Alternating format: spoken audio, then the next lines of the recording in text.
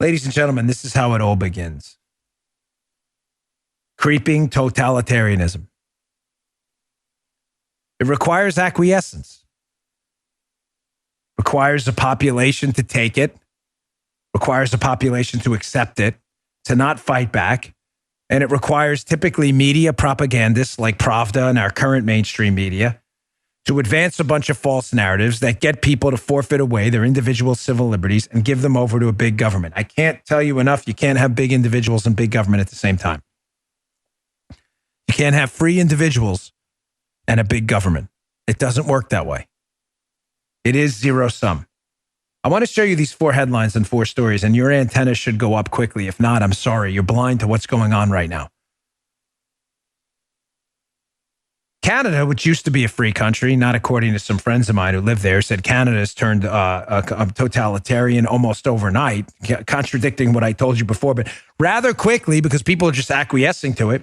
Here's the PJ Media story you'll see in the newsletter today. Remember that Canadian pastor we played the video of a couple weeks ago? Artur Pawlowski?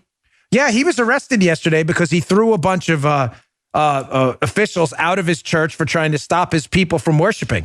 You know, I don't know about Canada, but in the United States, that was kind of a big R God-given right, the right to worship. Not so much anymore in formerly free Canada, which has turned totalitarian. I'm sure I'll be banned from Canada, too.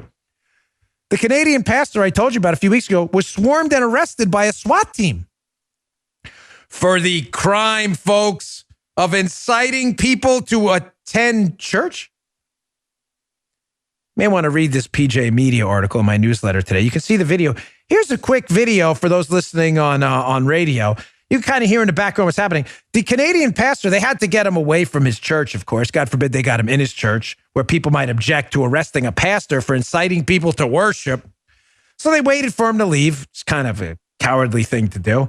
They pull him over on a highway with a SWAT team, inciting people to worship and all. Got to get him off the streets. And here's the video of him actually being arrested by a SWAT team on the highway. And we've included this as hat tip Rebel News because there's a way to help him at the end, and I wanted you to hear it. So check this out.